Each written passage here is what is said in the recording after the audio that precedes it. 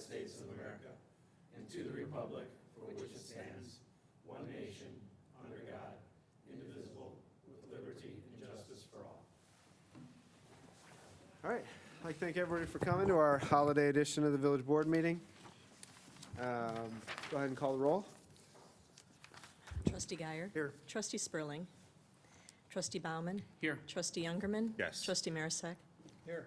Trustee Betzinger. All right, we do have a quorum. First item for public participation is public comment period. Is there any member of the public that's here this evening that's not on the agenda elsewhere that would like to address the board? All right, we don't have anybody in the audience. Is there anybody online? Please raise your hand or whatnot. And then did anybody submit written? Nobody submitted any. Perfect. All right, I don't see anybody. Okay, moving on. I'm going to ask Jeff to read the consent agenda. With one exception, we are going to be removing item F, Resolution 2020-023, approving the settlement with ComEd. And we'll discuss that on separate action. And then, well, we're not going to, don't have to put it somewhere though, or just throw it away? You just throw it away. Perfect. That one's off. And then who's going to read these, and then we'll entertain a motion. All right.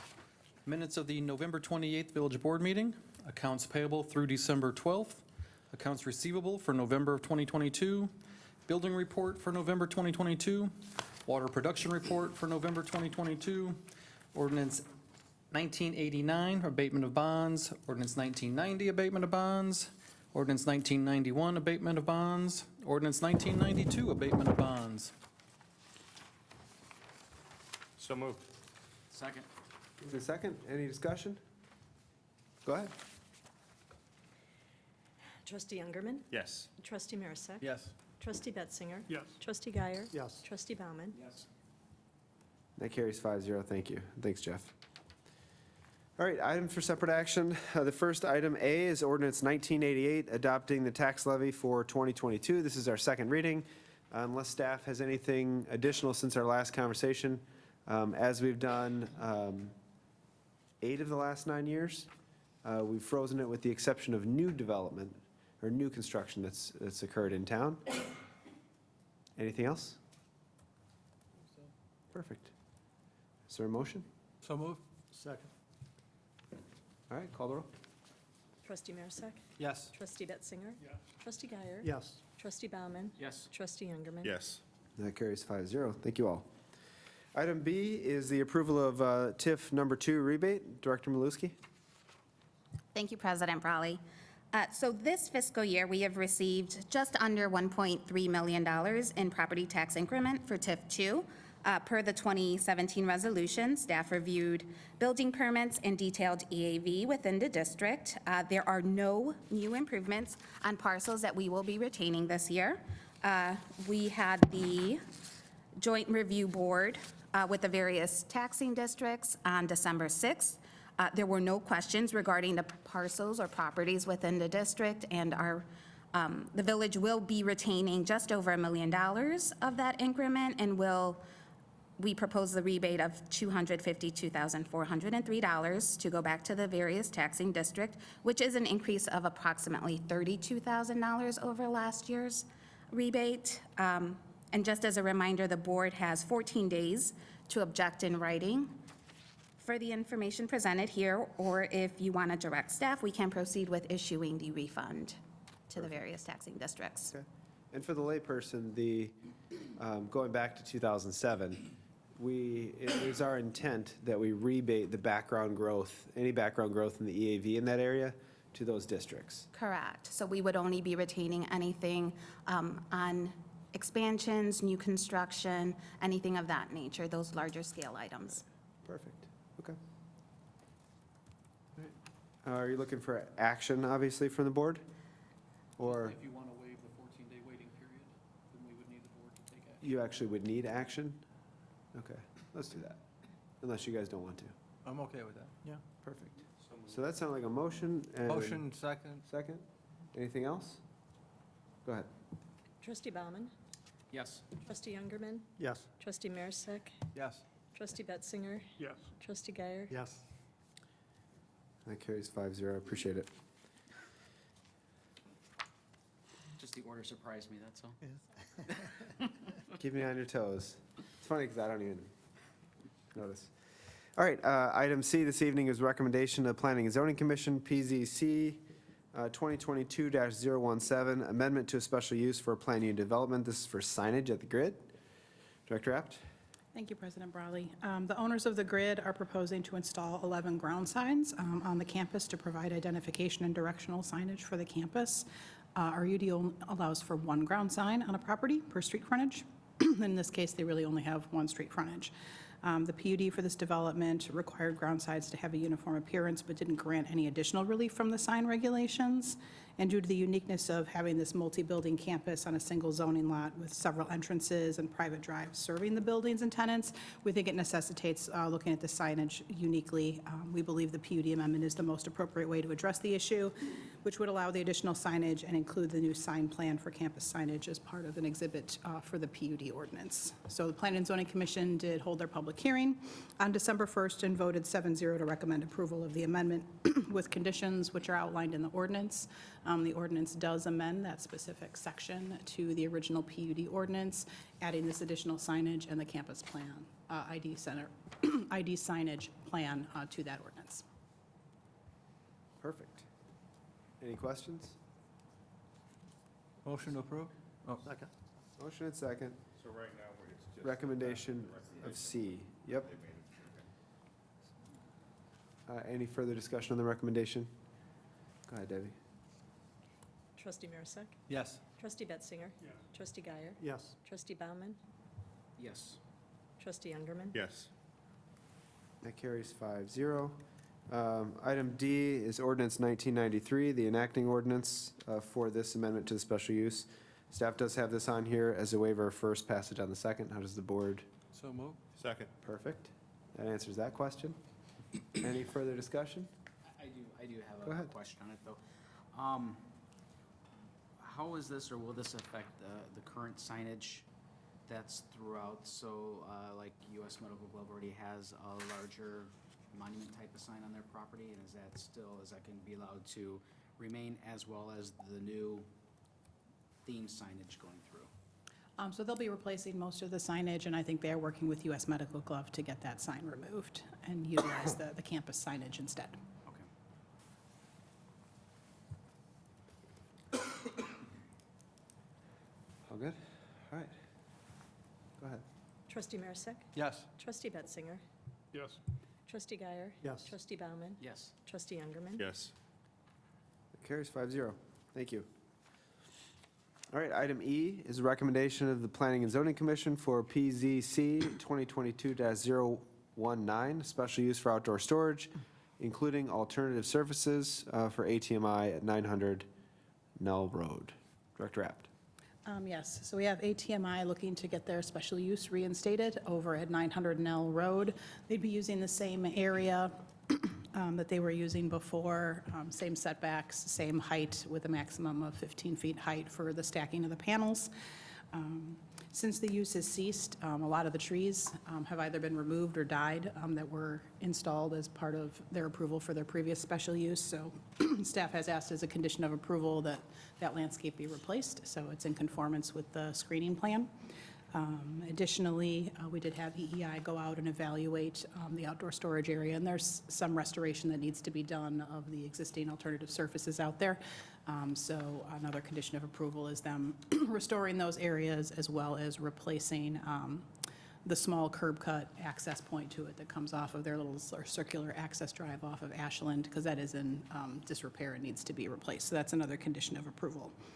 Planning and Zoning Commission did hold their public hearing on December 1st and did recommend approval with staff's conditions, and the ordinance before you has those all included. The petitioner was okay with the conditions? Yes, they were. Okay.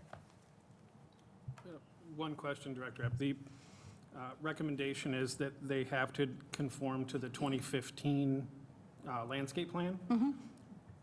Why not require them to submit an update? I mean, has there been no change in our expectations on design in that time? Correct. This will meet our requirement.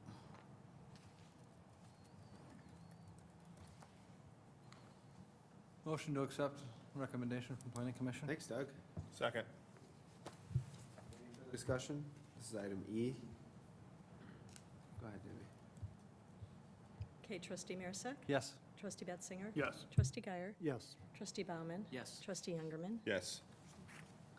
Carries 5-0.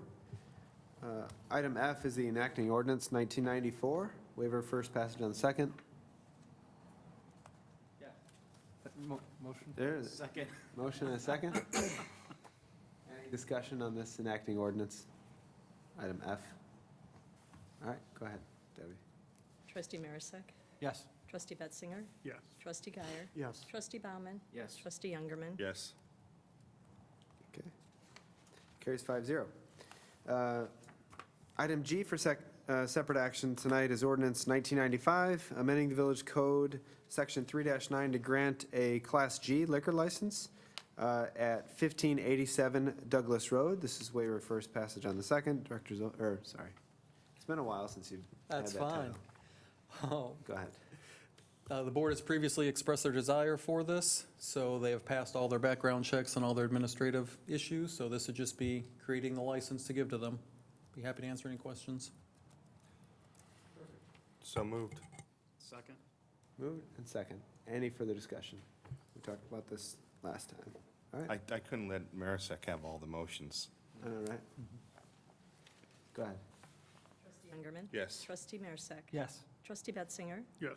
Trustee Guyer. Yes. Trustee Bauman. Yes. And that carries 5-0. Thanks. All right, item H is Resolution 2022-024, approving the reduction of the performance security for Montgomery Place Apartments. Director Apt? Yes, so as they're wrapping up over at Montgomery Place Apartments, they've requested another reduction in their performance bond. The original amount of the surety was $1,125,359, and this was reduced back in 2021 based on their completed improvements at that time, down to just about $719,000. They've requested this second reduction, and EEI has reviewed and the recommended reduction amount of $31,352.50 for the completed improvements. So the new total would be $687,338.90, which does represent 10% of the value of the completed improvements, 110% of the remaining public improvements, and 110% of the landscaping improvements. I have a question. Yes. I drive by there quite often, and you've got to blame my day job, but there are a lot of dead trees and things there. When are those going to be replaced? They've been working on replacing those, so I think come the springtime, the remainder of them will be replaced because they have been installing some of the new landscaping around the new buildings. So once everything's completed, we'll do another overall inspection, but they have been made aware of some of the dead landscaping out there. In our inspection of the three buildings that are coming online, can we make sure that the plant material, the heights, the sizes, the caliper sizes, and those things are as per what the plan We told look at us? that, yes. Please, thank you. Thank you. Motion Any to other approve. questions? Second. Go ahead. Trustee Guyer. Yes. Trustee Bauman. Yes. Trustee Youngerman. Yes. Trustee Marisak. Yes. Trustee Betzinger. Yes. It carries 5-0. Item I is a waiver of bids and approval to continue with services from Census Equipment for the water meter replacement program and MXU purchase. Director Wolf? Thank you, President Browley. So as the board is aware, we initiated a water meter replacement program in November of '21. Obviously, we have had issues as far as procuring equipment. Those delivery dates are tending to get a little bit better, but one of the new found things that came about with this was the price increase that'll take place after January 1st. So if the board chooses to approve this order tonight of 1,500 meters and 1,500 MXUs, we can save $58,000 as each unit device is going up $20 per device after the first of the year, so that'll lock us in.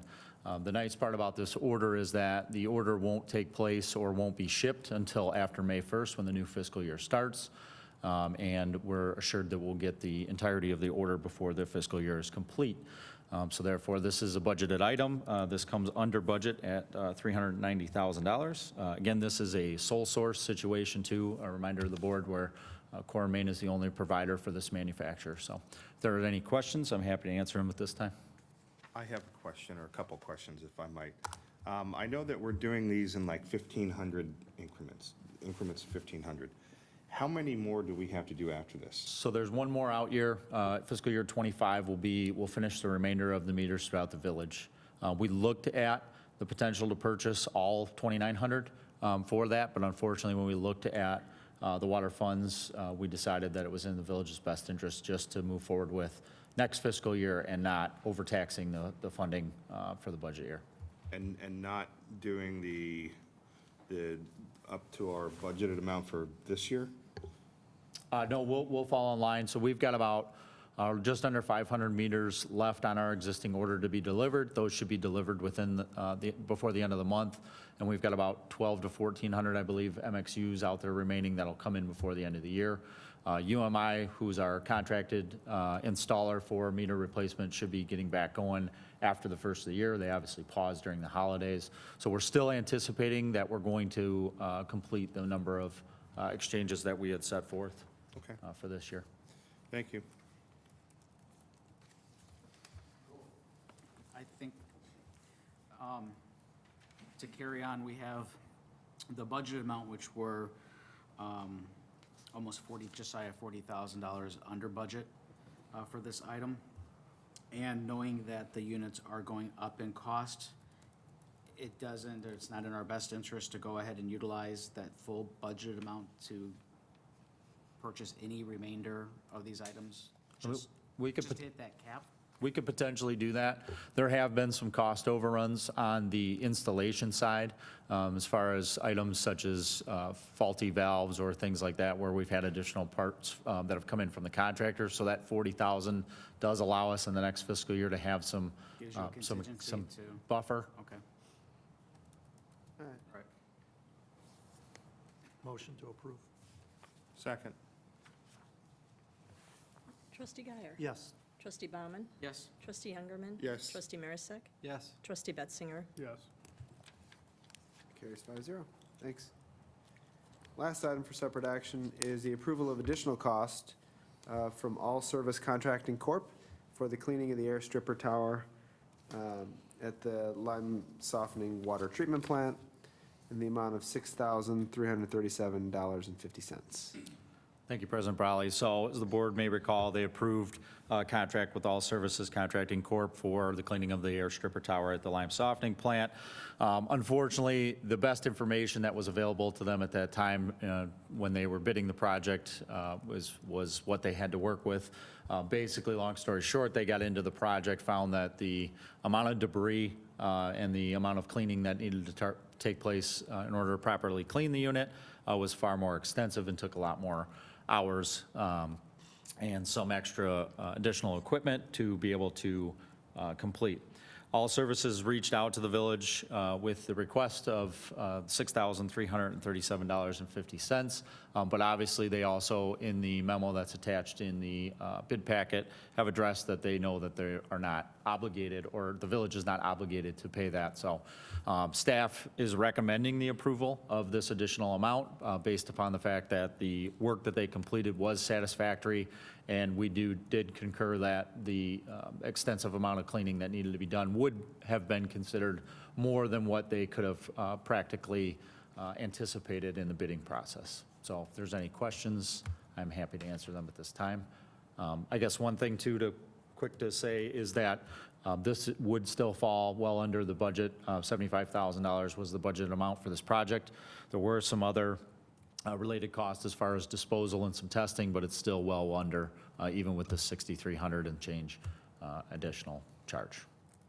Do we do a lot of work with All Service Contracting Corporation? We've done work previously with them. The other thing to keep in mind is that there'll be a bidding contractor in the future when the village goes to decommission the plants. All of the media from not only the lime softening plant, but also the ion exchange plant's media would have to be removed, and they're one of the primary contractors, and there's not many contractors that perform this work. Okay. Motion okay to with approve. Quick question. I don't recall remember back to when we originally talked about this. This project was bid, correct? Correct. How many bids did we receive for that project? They were the only bidder that submitted. Okay. That's why I would hate to not pay them. Which is why I And then was- that's why I asked that question. Well, yeah, I wanted to see if there were other bids that came in closer to what they are asking for to do this project versus, but, thank you.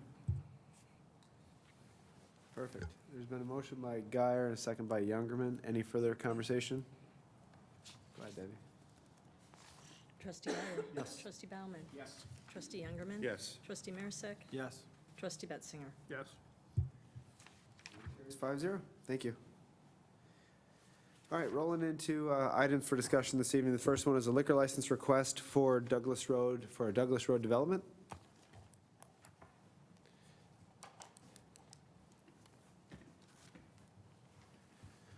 Good evening, everyone. My name is Mark Daniel. I'm an attorney with Daniel Law Office, and I represent OK LLC regarding 1450 Douglas Road.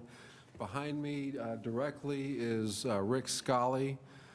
Slightly to your left is Mohammed Yaqub. They're the two members that own OK LLC. And to your right of me is Scott Birkland, who's the broker that's been doing quite a bit of work trying to get the site filled with tenants. We've had some issues with the tenants' side of things. Rates have gone up, capital investment has been pulled back.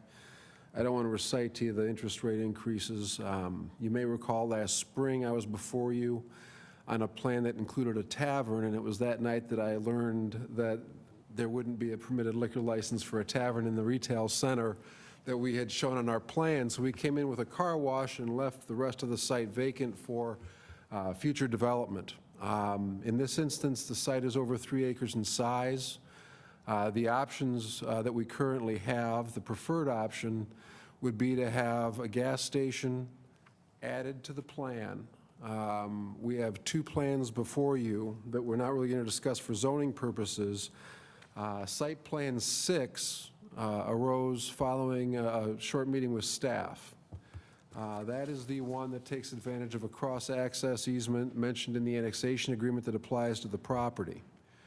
There would be pumps towards the front, a drive-through convenience store setup. Within the convenience store, we would like to sell packaged liquor. We would not need a pour license. The business plan in this instance is to have the operations on premises entirely owner-operated. It's a big part of the financing here.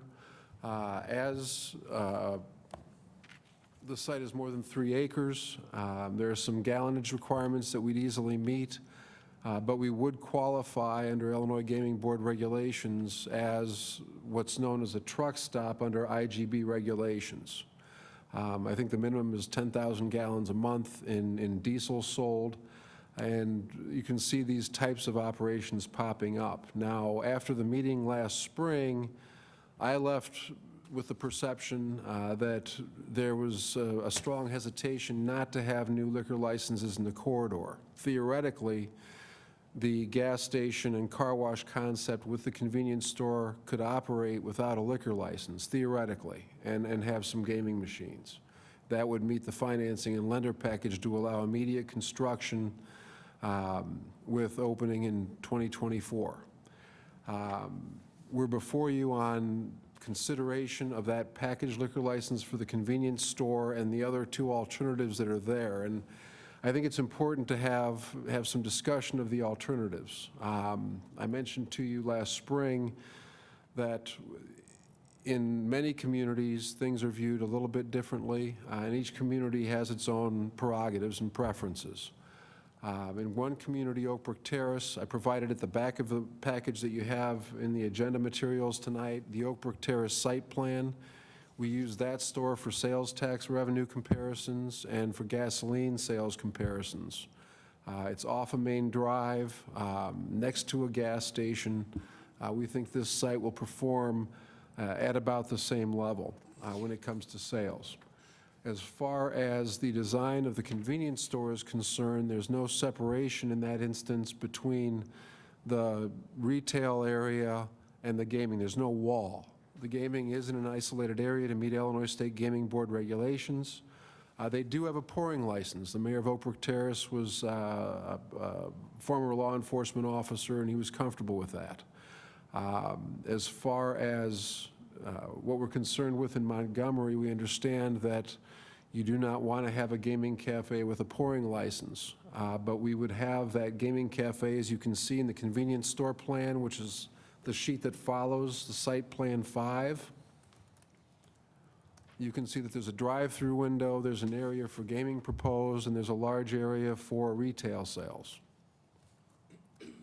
The packaged liquor obviously would occur through one sales point. Certainly, staff is in a position where they can keep an eye on folks gaming, but there would be no alcohol service on-site for consumption on-site. It would only be packaged liquor sales for consumption off-premises. The next plan shows Scally's Beef.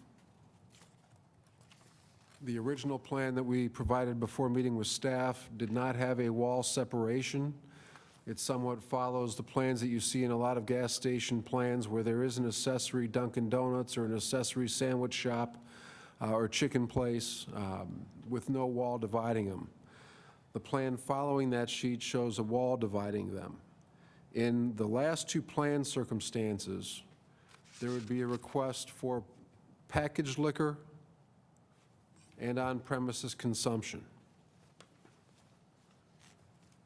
At several of our operations, we have caps. In Oak Brook Terrace, the cap on number of drinks per person is 2. In Forest View, the cap on the number of drinks is 2, primarily because of the gas station. And that is part of the ordinance approving things. In one case, Forest View preferred to amend their entire code because there was another similar site that had a similar operation.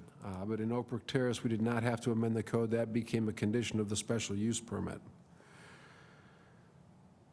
With that said, I think the baseline plan is that it's best to design a convenience store with a large footprint so that you've got a large sales area, one that's amenable down the road to adaptation. We would have a drive-through operation from the beginning that would have limited products available, donuts and coffee, for example, for limited times during the day through the convenience store business. There would not be a second restaurant tenant. That convenience store business would hopefully have a packaged liquor license, and there would be some gaming machines in the store under Illinois Gaming Board regulations. That is the baseline plan that we have. I would love to have some input and discussion on that, understanding that we've gone that route under circumstances where we had quite a bit of pushback last spring on having on-premises consumption at this location because of the Douglas Corridor Road as it stood today. I'm happy to answer any questions. Yeah, I'll just start out real quick. What plan was approved? The plan that was approved was Site Plan 5 with nothing north of the car wash. Okay. So if you go to your packet on Site Plan 5, it has the gas station on the north side of the property. Yep. Next to the cemetery. If you just ignore what's north of the car wash, So it's just the car wash building? so far the car wash has only been approved. Got it. Correct. There are other permitted uses in the area. What we're pursuing would require that we file a zoning application as early as January to get Right. things moving. And so your request here today is a liquor license request, but it kind of relates to a special uses as well, right? It does affect our design. We would prefer to have the convenience store with a packaged liquor license and no on-premises consumption, which I think meets 2 or 3 of the trustees' preferences to avoid on-premises consumption that were stated last spring. We had a few absent at that meeting, so I can't say it was a majority. It was enough to cause us not to seek to build that center because our lender had some concerns about that. Got it. So site plan 6 is your preference? Site Plan 6 would be our preference with that convenience store, which is 2 plans later in the package that you have. Hold on one second. Site Plan 6 is preferred? Okay. And, yeah, and the plan that you're showing 2 plans later is the inside of that building, the 4,500 square foot building. That's correct, with no restaurant. Okay.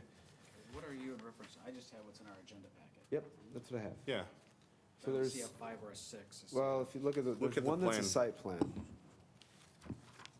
Lower right-hand corner.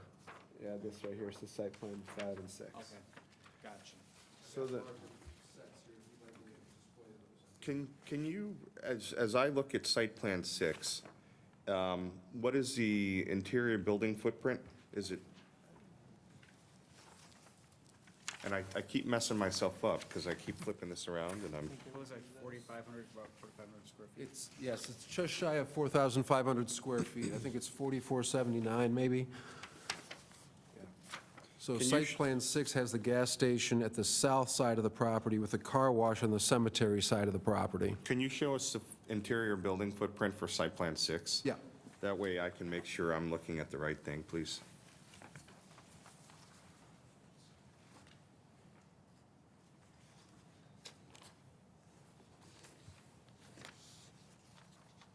while he's doing that, Sonia, is it accurate to say that we have approved a special use for a car wash on the southern part of this? You can bring it closer. My Special eyes use are is not terrible. required for a car wash, No kidding. so they just had to get a variance Got for it. their access point size. Is a gas station a car wash or a special use? Yes, a gas This station is a the- special use. The base of what you want. That is, okay. Site plan 6, site 6. And then these are variations of that? The other two are variations of this plan, show a restaurant Okay. with and without a wall. So the base plan is the convenience store with the gaming area in the corner, or I said some other way, they're permitting the cashier, a drive-through. So base plan, they want on-site, base plan, they want on-site consumption. Base plan, they just want package. Or, excuse me, packaged liquor. The other two, they would want on-site consumption. But it would, but you also would need to come back for a special use for a gas station, for a truck stop on Douglas Road, is what you're asking.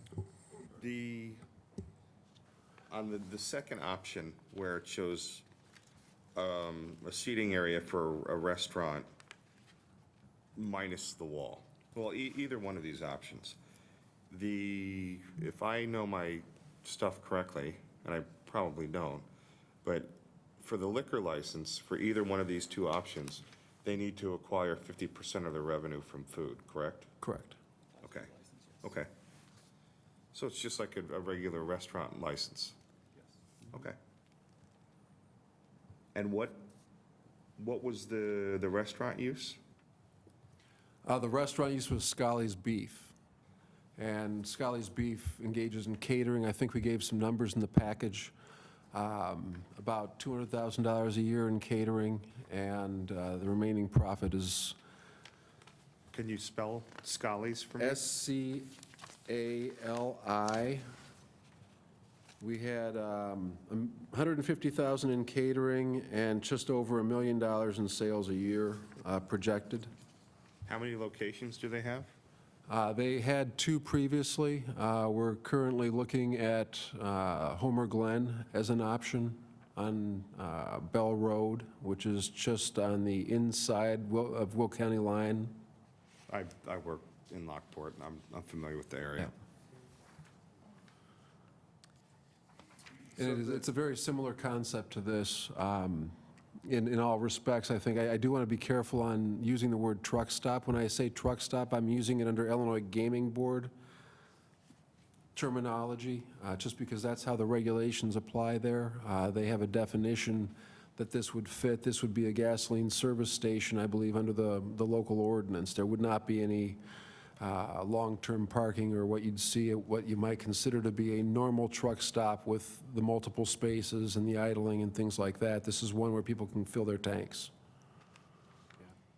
What about the automotive, the traffic flow? Have you done studies on that to determine the number of cars that drive up and down Douglas Road with another gas station We've had just down the street? We've had KLOA review what's going on Douglas Road, and our civil engineer has had input on it. We've focused primarily on the driveway width and the location of the driveway in relation to the driveway to the opposite side of Douglas Road. They believe that there are enough gaps along Douglas Road to allow for a gasoline service station. I think it's primarily a design issue. There's some pressure. Ownership would prefer to move the driveway a little bit south because the opposing driveway to the west is really a secondary loading type driveway. But that's really an engineering issue. I think that ultimately gets resolved during the planning and zoning phase. As far as the drive-throughs concerned, KLOA had recommended a couple conditions on the car wash, but there was really no concern with the drive-through that was proposed with the original plans that I came before you on in spring. We didn't take that through zoning because of the liquor concerns that we're really trying to nip in the bud here tonight. And so you're addressing the liquor. So it's a little bit confusing because we have the special use stuff and then we have the liquor. How are you addressing the liquor concern? Is that you're revising your ask to just have a packaged liquor? Yeah, we would like to have the convenience store only Right. with a drive-through, and no liquor sales through the drive-through, but we'd have packaged liquor sales on the inside of the store for off-premises construction. Okay. And where's the restaurant inside this? There wouldn't have to be a restaurant in that plan. Right. So you're not proposing a restaurant? Right, we would like to come in with a packaged liquor license request following zoning. Right. And then, because you'd be 3 acres and considered under state statute as a truck stop, then you would be entitled to gaming. That's correct, and we wouldn't have to come in for a pour Exactly. license. So I'm 100% against a truck stop on Douglas Road. However, you said it. Full stop. I don't think it fits with the vision of the area. I don't think, and I'm speaking up for Teresa, who's not here as well. That's me. I think getting a special use approved would be very hard for this, in my opinion. I see what you're doing, and I don't like the intent, honestly. I don't think it fits with our community. So from our perspective, okay, we had considered how to get away from having an on-premises license because of the reception that we had last spring. And in this instance, we would not have to have the on-premises license. Granted, the site is more than 3 acres, but it does allow folks to meet their financing condition even with the higher interest rates that have escalated multiple times. So the effort, and when you say you don't like the intent, we're doing this. We pursued this plan because of the feedback from spring. Right. I mean, if you prefer us to have a restaurant there as part of that building that hosts the convenience store because you want to have that restaurant aspect to it, I think that's feedback that we should consider. Can I clarify? Because I believe in the spring, it wasn't a restaurant that served liquor. It was a tavern. It was a bar. It was a not a tavern, which- restaurant that was going to serve alcohol and have gaming. The proposal was you came in and requested a bar, i.e. a tavern. Which was a permitted use, and the feedback was that you didn't want to have another pouring license because Douglas Road was turning into a pond where people can go get sauced up and down the street. Well, I mean, we just approved a liquor license tonight for a restaurant across the street. I understand, And and there's again, one I approved think- for a gas station. And I so- apologize if there's been confusion, because I mean, I know trustee Spurling is adamant about this. I'm more in favor, from where I sit, for a pouring license in a restaurant than I am a packaged liquor sales. The packaged liquor sales is heavy over there. The pouring restaurant portion, I don't see as many issues with. That, from where I sit. I would rather see a pouring license with a restaurant than I would a convenience store selling 6-packs of beer. It's just, that's where I sit. I agree with what trustee Marisick said. I'm much more apt on the restaurant concept. And for me, I'm looking at, I don't even think that you need a wall between the two. I mean, for me, it's the same thing. The board in the past has been much more, in my opinion, much more agreeable to restaurants that have gaming, that happen to have gaming. than gaming facilities, right? That, I mean, you've seen them. They open up, they got the names, and the goal is a gaming facility. We've been very reluctant. That's why we have the Class G license. We can't delve, as you know, too deep into gaming stuff. We've allowed it village-wide. That's about the only thing we can do. But we've looked at liquor license requests much more favorably if it's a restaurant. We're looking for restaurant opportunities. The push from our community and the constituents are more restaurants. Less cell phone store, less mattress stores, more restaurants. No, I understand. I understand now. I think, So I apologize if there's, in any way, there was confusion about anti-pouring. Anti-tavern, bar, primary use, yes. Restaurant that serves alcohol, to me, is a completely different animal. and on the issue of the convenience store side of this, would it be something that you'd consider if it were beer and wine only for packaged, if there was a restaurant? We've turned down a lot of package sales on the Douglas Road corridor dating back over the last 10 years. There was one in this area that moved, that wanted to come back, and we've had a lot of conversations about this site.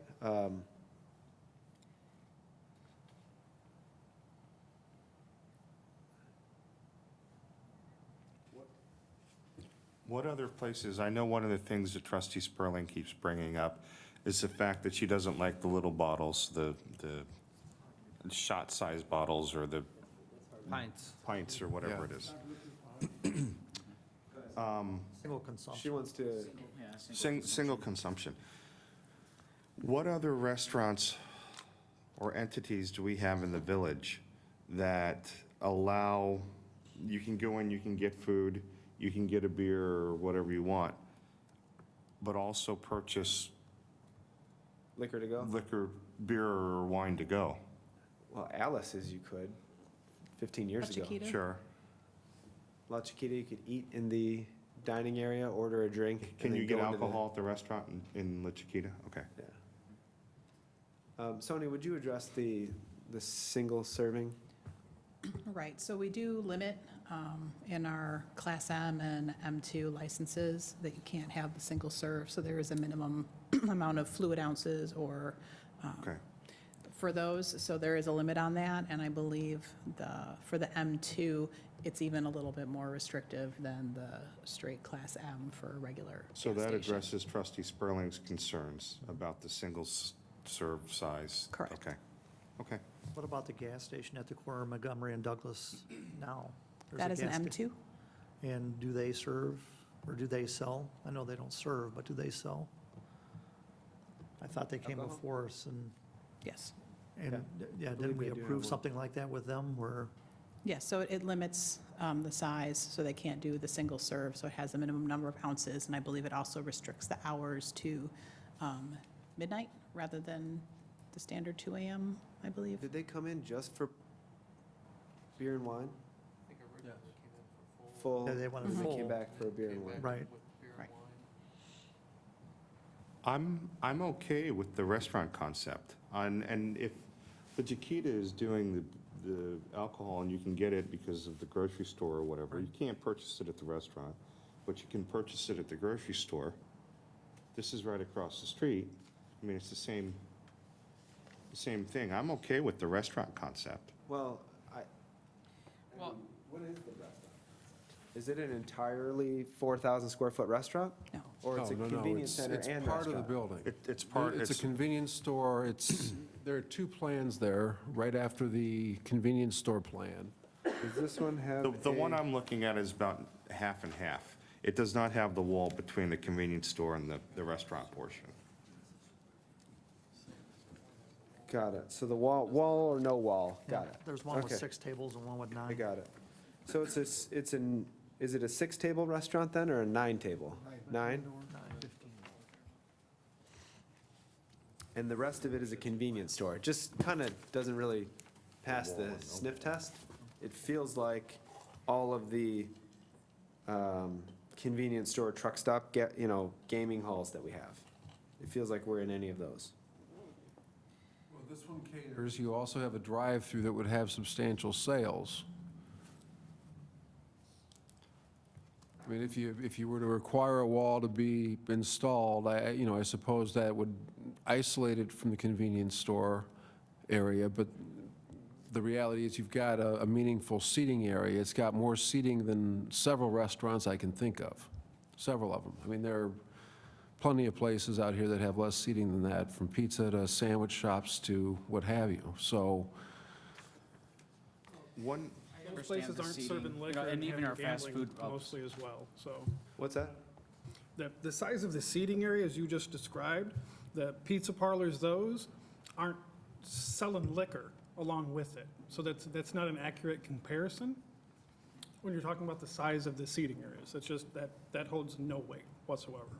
well, there have been. I mean, if you look at the suburbs, floor spaces have Here, changed. we're talking Floor this areas community, have changed. And not- if you're not other focusing only on communities. Montgomery, that's a different issue. But I think as far as the Our division for the focus, sir, prior is retail Montgomery. building, Our focus is solely Montgomery. so the purpose in the approach here is to look at a two-unit building, two businesses operating that are wholly owned by the owner of the property. So you have two units here. And that restaurant unit is as big as what you see in some of your strip centers. I understand the size concept. It's happening in fast food service. Every new building that goes up, they're getting smaller and smaller, less and less dining space. I understand that. The concern is that the food portion, whenever somebody comes in and it's not a restaurant, there's gaming and alcohol involved, the restaurant is an afterthought. It's like, oh, we need to do something here. We had one in not too long ago. It was a great plan, and we got the drawing concepts, and it was barely a counter of food, just to say they serve food, and that was it.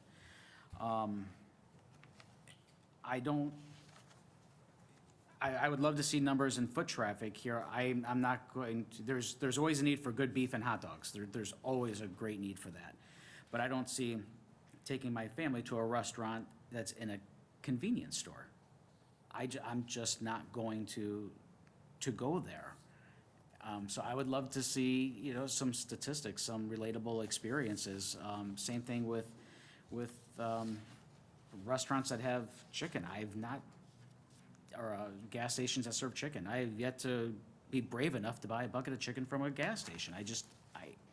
It's not happening. And there is, as Trustee Betzinger said, we're concerned about Montgomery, what's going to work in Montgomery. And when you go from the south side, the south suburbs, to out here, the far western suburbs, it's completely different people, completely different wants, needs, and desires. And I just view this as the restaurant piece as an afterthought. And then as you go to it, the gaming area is right next to the dining tables as well. Again, something that, me with my kids, I'm not going to go get a sandwich somewhere and sit next to gaming and watching it happen. And I mean, for our Do you see- purposes, that plan meets IGB regulations, but it is still a plan that is developing prior to making a zoning application. So I understand it's not meeting- necessarily that we want to have the gaming directly in front. It may be that we want to have it isolated. I think, I told you, many people prefer it isolated from where people are dining. Now, as far as the restaurants in convenience stores, some of the most popular concepts that you see coming out of Chicago to Oak Park into DuPage County are those convenience stores that have great food. I mean, they're almost boutique convenience stores. And you can see high-end, some good stuff coming out of these stores. And having an Italian beef place, believe it or not, you don't have one within 2 or 3 miles of this site. And it's an opportunity that you can create for residents when it comes to the style of food and catering that heads somewhere else when they want to eat Italian beef or a similar style menu. It's really that simple. There's nowhere to go within 2 or 3 miles. I will agree with you on that. However, it's the fact that so often in these requests, the food is an afterthought. Right, the focus is always gaming and alcohol, gaming and alcohol. I understand that people are buying it, that's what, there's revenue on that, there's taxes to the village coming in off of the gaming, I understand that, but there's also the perspective of, as, not as a trustee, but as a citizen, what do I want? Where do I want to go? What eating options do I want? That's Please something don't that I tell need to Dick take into Portillo consideration. I said this. The reality is that when you are choosing where to go, if there were Portillos within a mile, you have a choice for good Italian beef with a good menu. This should be one of the choices. That's how Scally's Beef operates. Okay, it's not a partial menu, it's not a short menu. This is something where if you expect to see sandwiches on the menu, you're gonna have the same options that you have, so that you're choosing between a beef from Portillo's or a beef from Scally's. Okay, and I can send an email, and we wouldn't be here suggesting that we're anything less than a restaurant that would meet your regulations. We're sincere about that. That's why Rick Scally's here. So these aren't sandwiches in a plastic wrap? like No, a these are 7-Eleven? prepared on site. There's a kitchen, you've got the vent hoods and everything else that you'd have. That's what you'd have here in the restaurant concept. And So we have- freezers, right? Yeah, so You we have have all the some, storage that you need, right. we have something similar to this in Montgomery on Orchard at Ockett. The difference is there's a wall dividing the convenience store from the restaurant. So it's like they're separate. Right. One of my civil engineers works on Ockett, and we've been there. Yeah. And that's why you see the plan with at least the wall. Right, so that is, I mean, it's tacos, right? So Do you think that that's a that good wall restaurant. hurts that adjacent business? What's that? Do you think that that wall between the two hurts the No, the no, because there restaurant is a portion? doorway between them, if It I'm was, correct. no, it was required to be separated because they wanted to put gaming in both locations. Right, so they, So they were, Okay. They they removed used the to be door? combined. Right. And now they had to put in a permanent closure. You can no longer walk from one to the right, other. because there's gaming on the, Because there's gaming in both facilities. both facilities, right? And, So- and they couldn't be owned by the same owner. Okay. They had to split it. So, yeah, when it first opened, it was like a sandwich shop, I thought, yeah. And they had a doorway between them, but there was a wall separating them. So you could go into the restaurant portion without going in through the convenience portion. Right. This is a concept that, up until maybe 2 or 3 years ago, wasn't really around. There's a Gas and Wash, and when Gas and Wash came into Montgomery, I work in Lockport, Homer Glen area, right?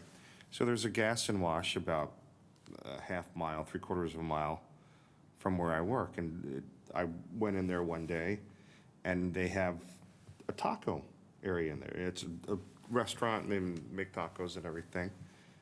And I was kind of like, Trustee Bauman, I'm living a little dangerously if I eat tacos from this gas station, right? Well, I had tacos there, and they're some of the best tacos I've ever had. And that's why when Gas and Wash came here, I asked them, are you bringing the taco concept with you, right? And unfortunately, they weren't. But this is something that I don't think you wouldn't have seen 2 or 3 years ago. I can walk into Poor Boys right now and sit and see gaming. I can walk into Grandma's Table's somewhat secluded in the back room. Rosati's, I wouldn't know. I think that you could probably see them.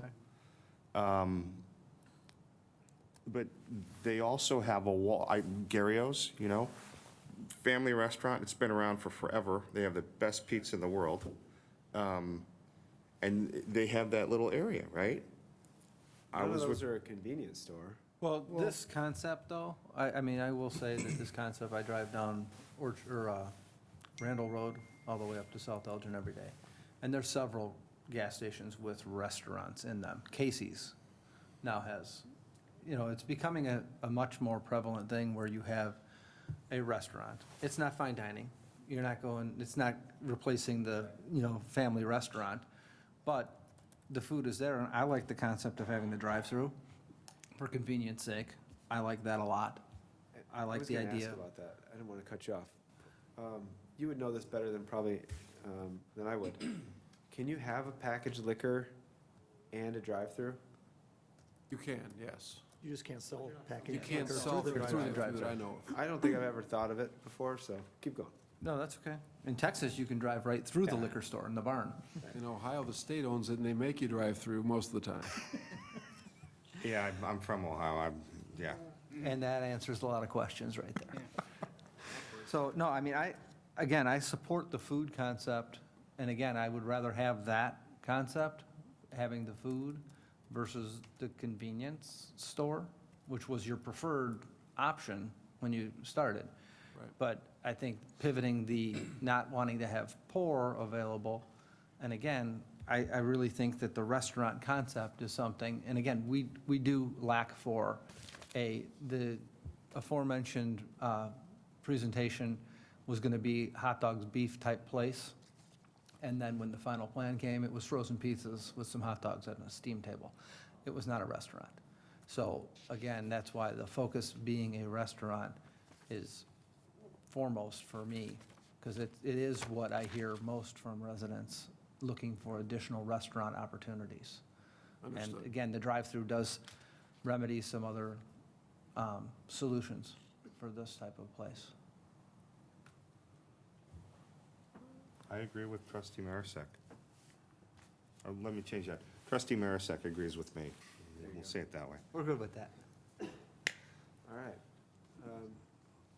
Tom, you got anything else to add? No. Dan? No. Matt? You know, and you could tell Dick Portillo this as well, his beef isn't what it used to be when he was still around. So, you know, again, Italian beef is wonderful. If that's gonna be the main focus, the drawing board, and we're gonna have a great, you know, Italian beef restaurant, you know, as a highlight, that's something I'm willing to really get behind, you know?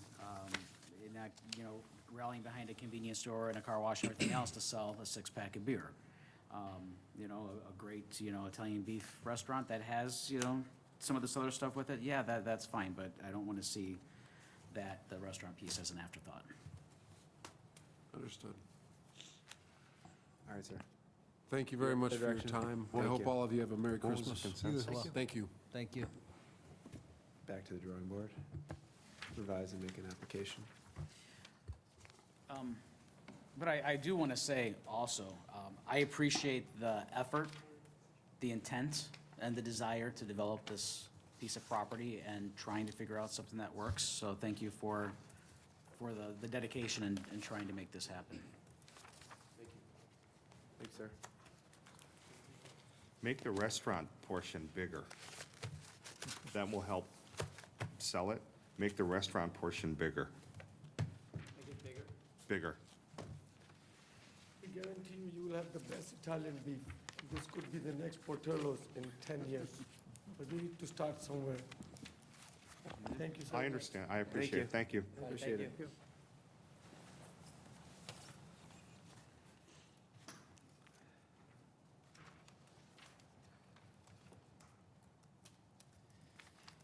All right. Moving on to item B for discussion is the property tax rebate discussion. We had briefly talked about this a few meetings back. It's been 7 years. We've been rebating the portion of your property tax back to applicants. This follows the non-home rule sales tax increase referendum that we passed to the village. Every year for the first 7 years, we've rebated back $45 to each applicant. I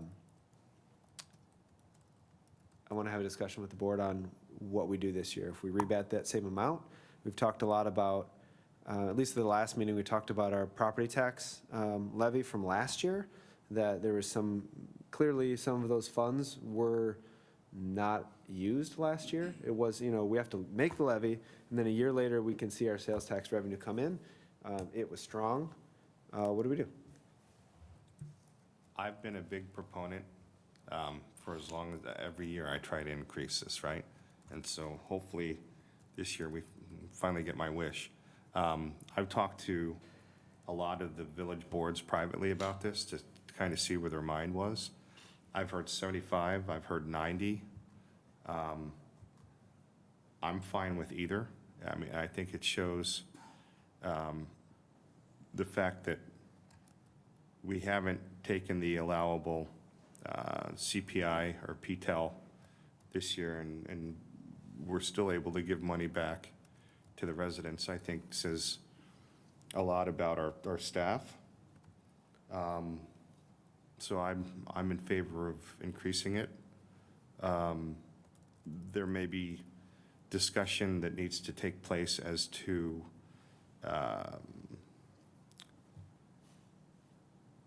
the process of receiving the payments and maybe making that available to more residents and make the process a little bit easier, but those are kind of the conversations that I've had. Yeah.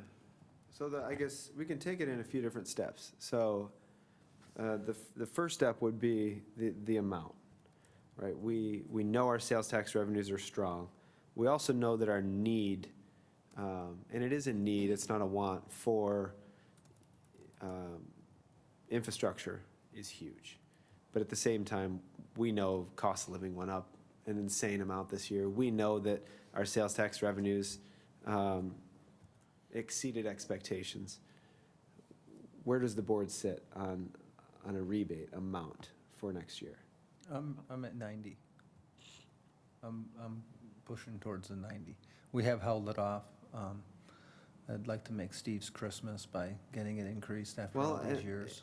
And I get it, I totally understand that. And it would be, and this is we're not increasing it to X amount forever. It's every single year, we gotta take a hard look and see what the surplus is. And the promise we made to residents is to rebate what we didn't need for the year back. I think that's absolutely well stated, because that's exactly what the intent was from the beginning. And we've held it at 45 because we've had the 5-year plan. We've kind of got our feet underneath us now with the help of Engineer Waller's and EEI's staff, planning and figuring out and bidding in a better way, getting more bang for our buck, so to speak. And we're able to do this, especially in this economic time where residents are, for sure, feeling the crunch. You know, so that's where I come from. I'm at the 90 for that reason. Yeah, double it to 90. And my comment was to remain the same. Yes, sales tax revenues have increased, but we've also seen recommendations and requests come in for equipment that has constantly run over budget, things that are beyond our control, that we are going to see these expenses come through for. We've kept the levy this year. Not raising the levy, I think, is a big statement of what we can do and what we should be doing. I think we're going to have contracts coming up, employee contracts, that I think are probably going to need to have some serious potential increases to them to remain competitive. And I think as long as we remain, or keep the levy where it is, we're still rebating an amount to the homeowners that want it. That is still being responsible, but being responsible enough to say that we still have unforeseen expenses coming our way. We get hit with it every other board meeting. There's something new, it's over budget, it's out of our control, it's the marketplace, and we have to be prepared to handle that. So yes, let's continue to rebate what we rebate, but also keep our eyes to the future and be prepared for what's coming our way as well. Well said. Help me out. I agree with all you guys, except I'm in the middle between 90 and hold it flat. I have 3 things. One, my initial thought is we would go to 60, but I would hope that we could work 2 things into this program. One is make it easier or find a way to drive more participation from our residents. I think we saw a decrease in participation in this program last year, which is astounding to me that 1,000 less people were able to get their tax abatement. So if that's messaging or process, I would like to see some differentiation there from prior years. The second piece of that is whatever the process is, I think should be less administratively time-consuming for staff. So that can be accomplished, I think, a couple of different ways. So I'm kind of splitting the difference between doubling the rebate, holding the rebate the same. To me, 60, I think, is still a really nice abatement of property tax. Most communities around do not do that. But I want to figure out a way to make that easier for people to opt into, or just simply rebate it to every residential property tax that we have on the rolls. And that causes some different issues and problems and changes that dollar amount significantly. But that's kind of where I am, so. Okay, that's helpful. Yep, and I've actually talked to some residents, about just doing it automatically. I've had some people tell me, well, I don't request it because I don't need it, and I would rather the village just keep it, and they like it where you have to request it, because I was right in the same mindset as, just make it easy, give it to everybody, and administratively, we're not dealing with this. I think Justin last year tracked it, and what did it cost us? Do you remember, Jeff, in administrative time to do it? Because I know now we've also, it used to be just checks, but now we've also have the option of getting it on your water bill, which. That was a suggestion that I had made when I talked to Administrator Zoffel, was, I believe last year's was you had to pick, do you want a check or do you want it on your water bill? And I suggested perhaps it's automatically your water bill unless you request the check. Because that way it eliminates the step of, if someone doesn't check the box, Right. staff then has to follow up and reach out. This way, it's clearly stated up front. It's going to go against your water bill unless you request the check. Right. Does a So water that bill- helps cut down on that. Does a water bill go to the property owner? Like, give me an example of a rental company or someone who owns and rents. Does the renter pay the water bill, or does the owner, the title holder, or the property owner pay the water bill? It depends. Yeah. In my mind, you've still got to be homeowner occupied to be able to receive the rebate. Right, this is only good The for way it's set residents. up It isn't good for. currently- It's Property- not that way now? No. It's a rental. Well, if I own a Right. rental home, I didn't pay taxes, Right. I should still be able to claim Property that. owner can apply for the rebate. That's how it's set up, and I, That's currently how it's set up, and it's Right. been that way? That's Right. the way the ordinance, I think, is written. So, and it's only for single-family homes, it's not for apartment buildings or anything like that, it's single-family homes. And also, good or bad, as far as our sales tax is gonna go up, because if prices have gone up 10%, our sales tax is gonna increase 10%, because people are paying more on sales tax also. So this is also an indirect way of rebating some of that burden back to residents too, that the additional sales tax that they're paying. so what makes sense to me, maybe I'd ask for a little bit of help rallying some troops here, is we haven't talked a lot about the dollars behind this, but I know that everybody has individually reviewed those. The funds are available for this, right? For any one of these for 1 year. I mean, it was clear that the village is in a strong position this year only. We don't know next year, just like we said with the property tax levy. I would think that going from the 45, which we've done for 7 years, to a number more like 75 or 60, like Trustee Betzinger is saying, is a huge increase. And I think our residents will much appreciate that this year. And couple with that, asking staff to find a way to streamline this both for the applicant and for staff. We've been asking and pushing for years ways to make this less time consuming from staff. It's important, and it's important use of staff time, in my opinion, but finding a way to more streamline that. And if an individual wants a check, they can get a check. And if they don't want it on a check and they want it on their water bill, and if it checks out, let's do it that way. But this year and this year only, I think we are in a position to rebate $75. I'm good with that. I'm good with 75. It's a good compromise, sure, yeah. Okay. All right. Jen, is that clear direction? Perfect. I know Trustee Spurling is not here, but we are, with the consent of the board this evening, going to proceed judiciously with it so that folks can start applying now. Yes. Okay? And some people had asked, so the application process has not been open because it's been awaiting this conversation? Correct. Oh, I believe it was open It was open for for about a week. about a week, and Okay. then, And then we pulled and it then. back. So, they so the pulled it people back. who've already applied, are they going to have to apply again? We had It'll like just, 11 people it'll just apply, come through? and we Okay. told them we would hold them. As we've always stated, I'd implore staff to find a way to really find more applicants, more, we should be having the most applicants than we've ever had.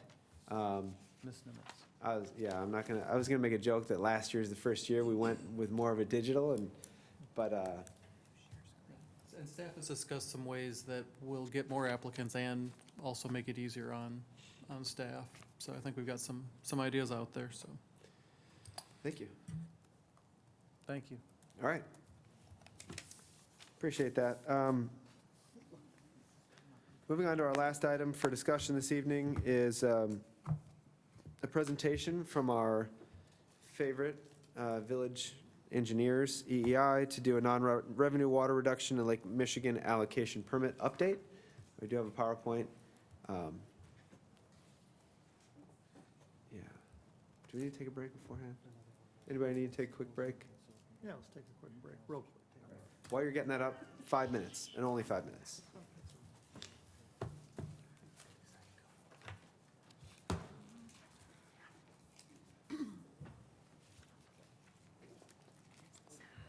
Does that mean that this is going to be long? It's not gonna be terrible. I saw Jeff. Well, no. I saw Jeff making popcorn before. The threshold It's only from, like 24 slides. so that means 15 minutes.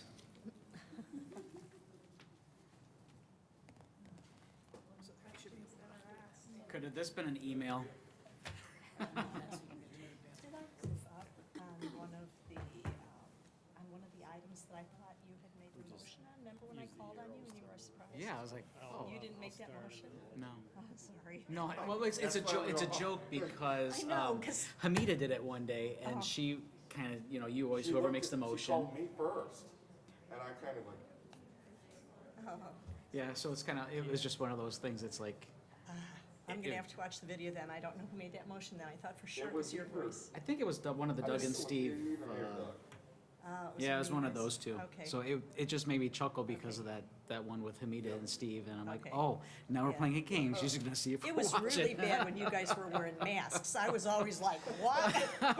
I never knew who said what, so now at least I usually get it, but that time I didn't, I guess.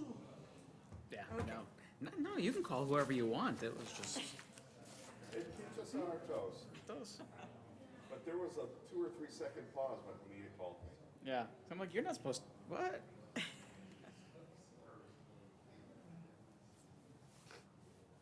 Pete's sitting there and he's condensing all of his phrases and words.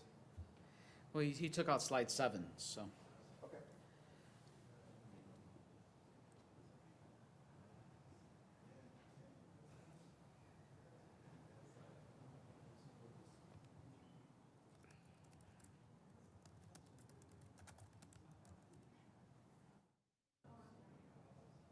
Well, Doug seconded it, so it must have been Steve who made the motion.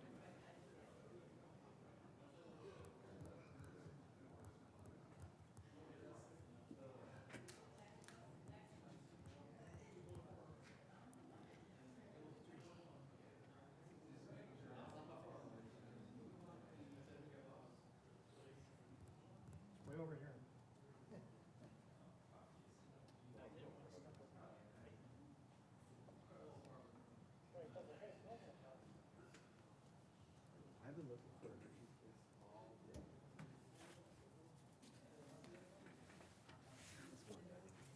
Good. Go home, tell your wife that kiss from Debbie. Matt, you go home and tell Rosa you got a kiss from Debbie. Yeah, you just always come up with these great lines. Spend all your time thinking them up. Just come to me. Your in a wheels are moment. going. Jeff, can you sit in your pocket? Is it nice and soft? Ferris Bueller's Day Off. Yep. Right? Right.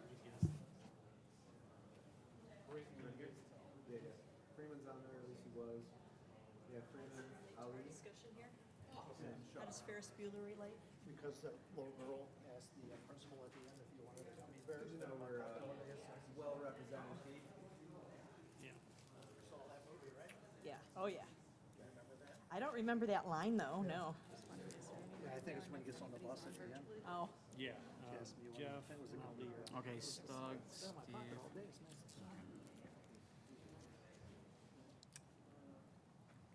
right. I think we're all in the building, or in the room. All right, let's rock and roll.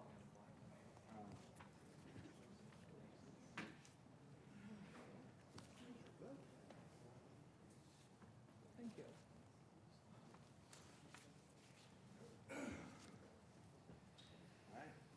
Call the meeting back to order. Oops. Now I'll call it back to order. And go ahead, Pete. All right, thanks, President Brawley. So this evening, we have an update for the board on the Lake Michigan allocation permit process and also on the non-revenue water reduction work that's been done. And we've got a few folks here in the, at the Village Hall that I want to introduce. Most of you know Michelle Piotrowski with our office. She's a principal. She's been doing the non-revenue water reduction programs for a number of communities. She's also one of the instructors for the ISA WWA M36 manual, which is the water audit manual. So she's very familiar with that and a tremendous resource for us. So she'll take over that portion of the discussion. We also have in the audience Irene Kaminer, who is the attorney for the village, the special attorney for the village on the Lake Michigan permanent allocation process. So she's here if you have any questions for her. And then on the, in the virtual area, Jeff Freeman and Ali are on and can answer questions as well. So I'm going to take the first part, which is the update on the Lake Michigan allocation permit, and then I'm going to turn it over to Michelle, and then we'll come back for some additional comments at the end to wrap up. So just to recap, this is the schedule that we're following right now. We had our first submittal in April of '22. The pre-hearing number 1 was not too long after that. That was more, not a lot of substance in that pre-hearing number 1. Pre-hearing number 2, however, was a very lengthy pre-hearing. A lot of items were brought up. We're going to get into some of those. We are giving an update tonight, obviously, and we'll be needing a resolution of support for the application. We're anticipating that would either be at the first or second meeting in January, but right now we're showing it as the second meeting in January, so that'd be the 23rd. And then we have to make our resubmittal for the number 2 pre-hearing on the 31st of January, and then scheduled for a pre-hearing on the 16th, and then we'll determine whether or not we have to make another submittal depending on the comments we get from DNR.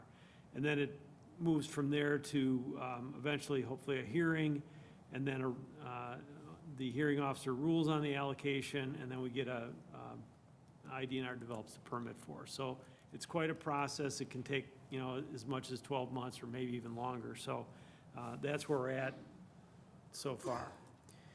One of the things, just again to recap, and I know you're aware of this, but just we want to keep the focus on this, that everybody that gets a Lake Michigan water supply, no matter who they buy it from, whether it's DePage Water, City of Chicago, or any other place, they have to get that allocation permit from the DNR. So that's the process we're going through.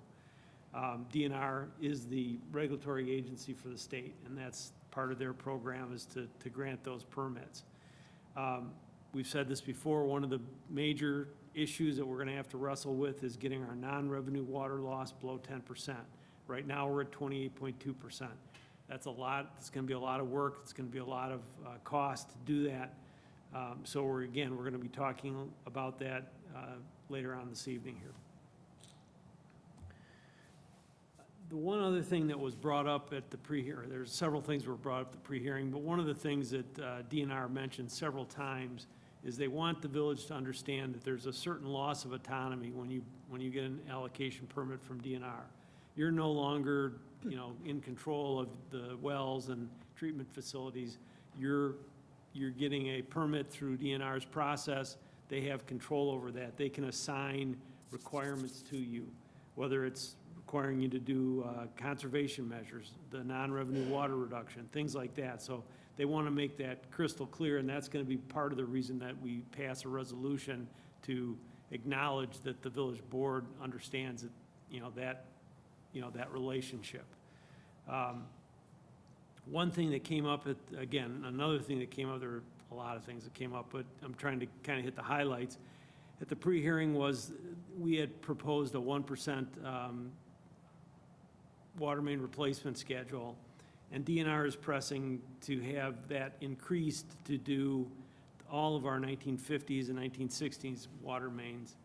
And so we're currently evaluating that. As you might expect, that's going to add cost to the program, and so we want to do a little more thorough investigation of that. We're going to be asking at the end to schedule a workshop in January so we can talk more about that in detail.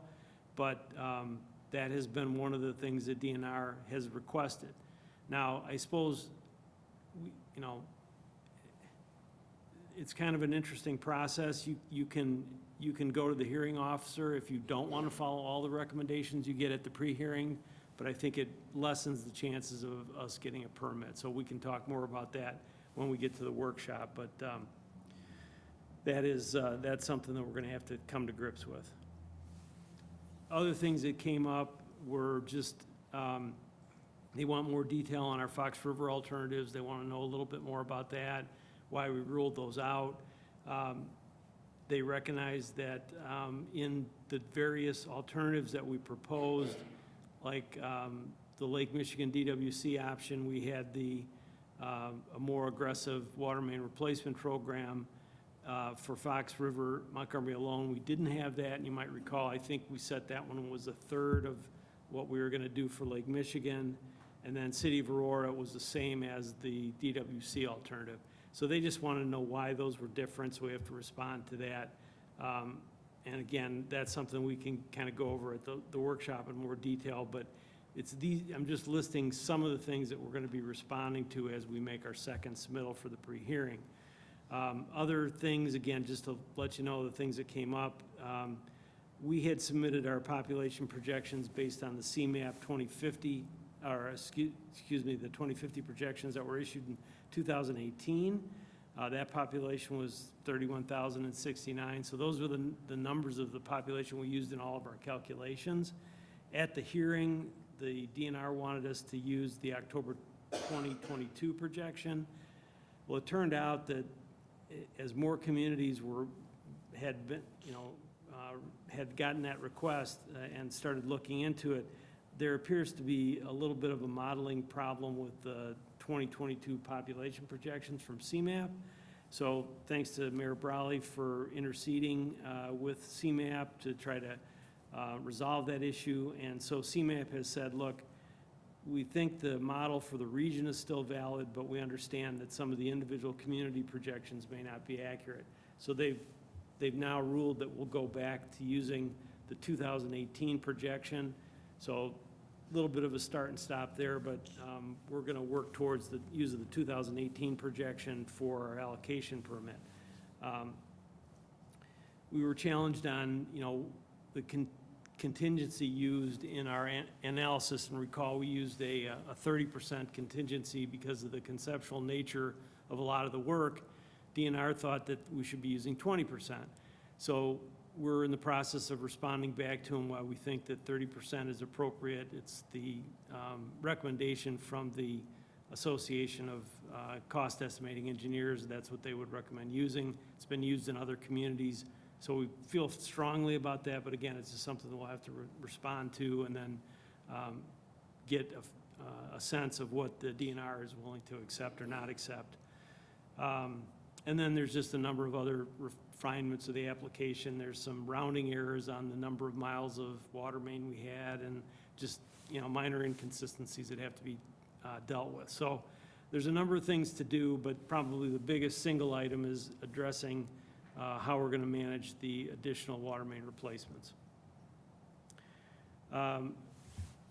every year, once we get into this program, and actually even once we get an allocation permit, even though we haven't accepted water, we're going to be furnishing an annual water audit. So we'll be doing that preparation. Now, the village has been doing that already, but that'll continue. One other quirk is that the water audits are based on on a water year that's dictated by the DNR, which is different than our fiscal year and different than the calendar year. So it's just something that has to be dealt with. We've converted most of our data so that that can be done, but again, just another requirement through DNR. We have adopted all the conservation requirements that were required by DNR. We just have to manage those on an annual basis and make sure those programs are being implemented. And then the last thing, again, is that we have to work on replacing infrastructure, doing whatever's necessary to get below that non-revenue water loss of 10%. So that's kind of the main, probably the biggest thing that we'll have to contend with. So for this part, I'm going to turn it over to Michelle to go through the audits and the non-revenue water program. Thank you, Pete. So just very, very generally, why do you do a water audit? You're basically trying whatever's pumped out of your treatment plants, and then you subtract out the build. Where is that water going to? It doesn't include your treatment losses or anything else. We're just looking at what goes out to your distribution system. So that's really what your non-revenue water is, your treated minus your build. So with that, IDNR currently uses free audit software that's based on their M36 manual.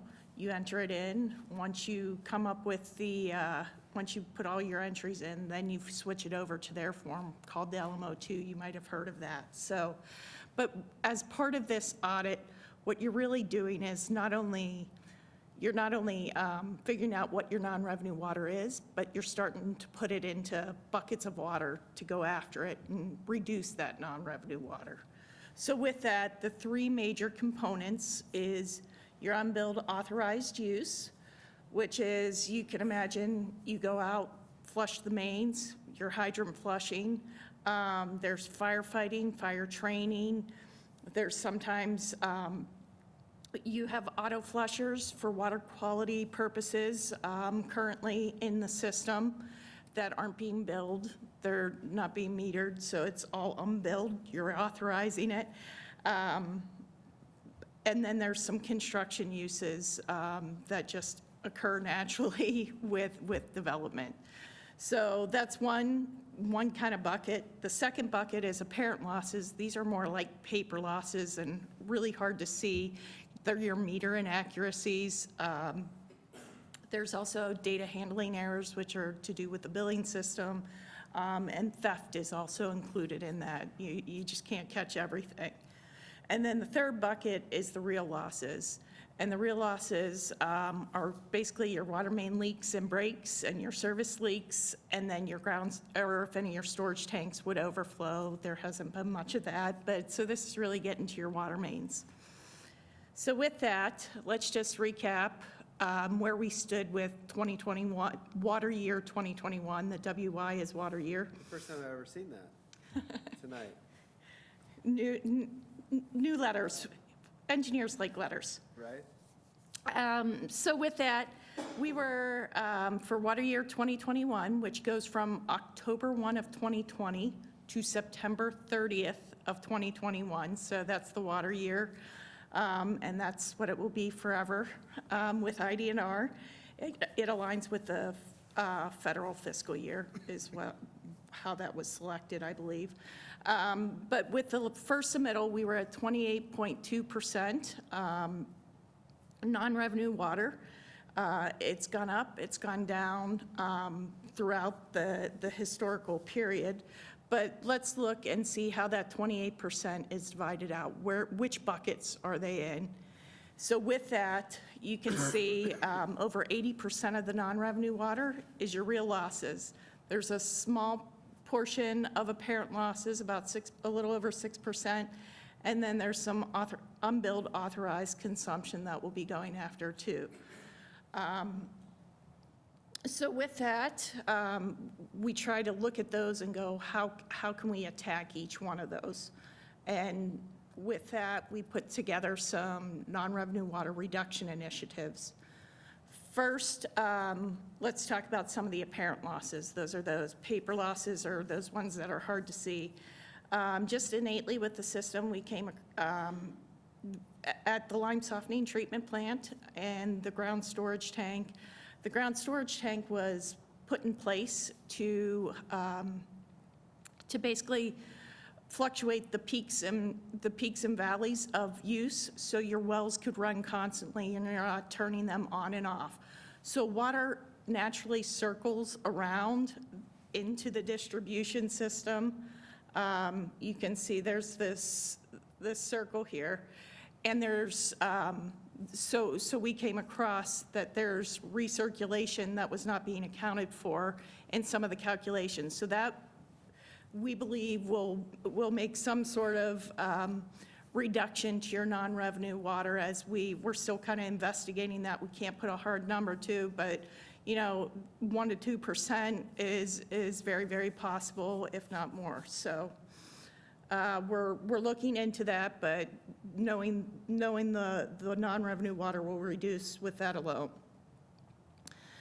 Second of all, or some other apparent loss strategies, the AMI, the customer meters, the replacement of those is critical, and it's really what ID&R is pushing most of the communities to manage your water. It's real-time data. You don't have to wait a full 2 months. When did you read the data?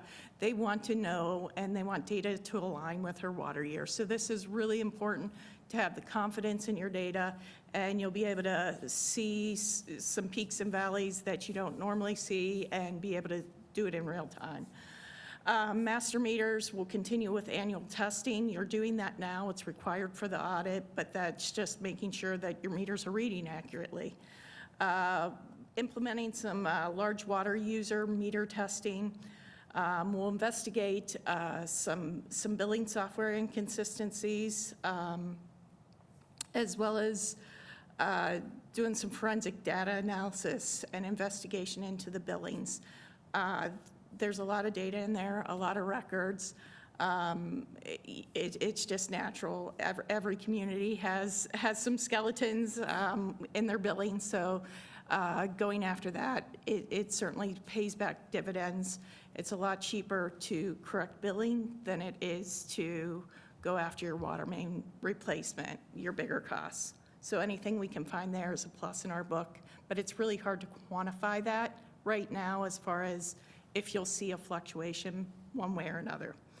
So with that, that's apparent losses. In terms of the unbilled authorized water use, we're trying to convert as much of the unbilled water use to billed water use. So that's, I know staff's already on this one. All your village buildings, facilities, just even providing yourself a bill bag kind of reduces that non-revenue water. If you're not paying for it, it's non-revenue water. It's authorized, but it's non-revenue water. So just finding the little tricks to kind of reduce that as much as possible. We'll improve some of the tracking on the fire protection district use, get a better hold of that, as well as get a better understanding of the flushing hydrants, get a better idea of what the flushing hydrants, how much water we're using for that. In addition, we have auto flushers around town, as we mentioned earlier, to minimize that use and pay for what you are using. It's going to be a multi-pronged strategy there. We'll review metering possibilities, so if we can then village bill themselves. And when you're billing yourselves, it doesn't have to be at the same rate all the other residents are billing. There's dead-end water mains. We'll look at how to eliminate those where we can, and then doing some inline chlorination in the water main if we can do something like that. So looking at it in multifaceted approach to minimizing the auto flusher use. And then we'll also be doing a commercial account audit on some locations within the village that just, it's good to research into. So with that, that's the third bucket is the real losses, which is the water main leaks and breaks, et cetera. So number one, doing 100% of your system with leak detection, basically proactively, and the leaks that aren't surfacing, coming out and trying to find those at least once a year, and possibly targeting more frequent leak detection in the Boulder Hill area. It's our two ways. And then also looking at possibly reviewing service leaks. Sometimes with the leak detection, some of those service leaks come up, but there's some targeted ones you can go just to each service. And services tend to be a place where you can find some of that. And that would be a pilot program if we went that route. So with that, the other component of water main breaks and water leaks, if you can't find the leak, you're starting to replace the mains where you're having all your breaks. So with the IDNR submittal that we did back it was April of 2022, we replaced 1% of the water main, or we proposed replacing 1% of that water main. Every year. At the last pre-hearing submittal, or at the last pre-hearing with IDNR, what they had proposed is replacing all the pre-1970s water main by 2030. That's more than, that's obviously more than 2030, which is why Pete was talking about just having that holistic discussion with the village board at more of a workshop format. So with that, in addition to those three buckets, just making you aware of other things that are going on to kind of track the water. As we're establishing a water loss team, we're doing the annual audit, and we're going to continue to monitor those non-revenue water impacts. We want to make sure that it's making a difference. If it's not making a difference, do we need to pivot and go a different route? And IDNR is going to have say when you start pivoting on anything you decide, but we want to make sure it's worth it to us to continue what we're doing. So with that, I'm going to leave it back to Pete. So one of the things I just want to amplify with, some of the things we have to do, we certainly don't want, the fire district, for example, not to be able to do drills. We don't want to impact anybody, but we have to find ways to measure the amount of water they use in those drills. So that's some of the other things we want to talk about at a workshop, is just how would we approach that. So there's a lot of things that are required. So one of the reasons we went to the auto flushers was to be able to make sure we met all of the new chlorination requirements in the distribution system. Well, if we can't use those any longer, if we have to meter them, we have to make some decisions. Either we meter them or we replace them with some other thing. So again, we're going to get kind of in the weeds a little bit. So we need some time to be able to complete the analysis, the additional water main replacement requirement, and how it affects the projected annual or monthly bill for the residents. So that's something we're working on. We want to schedule a workshop with the village board then to go over any of the other relevant details from pre-hearing number 2, and then obviously clearly talk about the additional water main requirements and how we want to proceed on that. And then at that meeting, we discussed the resolution of support of the application, and either we would do that at the 1/9 or the 1/23 meeting, depends on when we can really schedule the workshop. Jeff is going to be sending out some dates for that. We hope to do it maybe on a Saturday morning, but if we can't find one that works for everybody, then we may have to do it in the evening. We'll see how that works out. And then, of course, the last thing that we have to do is, once we get through all of that and get direction from the board or concurrence or reaffirmation from the board, then we'll prepare the second submittal to DNR and submit that on 1/31. And then once we submit, then we'll wait to hear from DNR as to whether or not we'll need a third pre-hearing, and then we'll go from there. But that's kind of the immediate next steps. But really, the big takeaway is, we're really wanting to have a workshop meeting to go through this in a little more detail, but wanted to give you an update this evening. So happy to answer any questions you might have right now, or you can call me anytime. Real quick, you go first. I'll go after this. It's So the fact that we have all of these naturalized basins in town. Does that help with the DNRA, our status with DNR related to water conservation and helping? It does, it's kind of like a separate division of DNR, so it really doesn't help us per se with the allocation permit. We can't get rid of them. Well, no, I wouldn't suggest that. No, I just, Where it helps us is we're using less, you know, we're not irrigating, we're not doing some of those things, which does help us indirectly, but they don't, it's not exactly how they look at it. okay, thank you. As long as we're going through all of these measures that we can, trying to jump over these hurdles, so to speak, is that taken into consideration, or is there a point where DNR will just flat out say, for instance, denied it, and you can't take it? I think that is a possibility. You know, I think if we meet the demands that they've raised at the pre-hearing and are able to demonstrate that we can do that, I don't think that's going to be the case, but, you know, I guess it's always a possibility. So if we go from 28% water loss down to 14%, which is a great reduction, but it doesn't meet their 10%, that's a hard, no?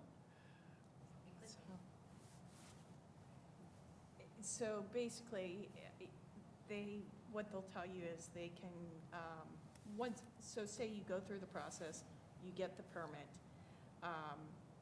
and then you go to hook on and you're not down at that 10%, or you haven't met your non-revenue water, they'll put you on a schedule. Each year you have to be on that schedule.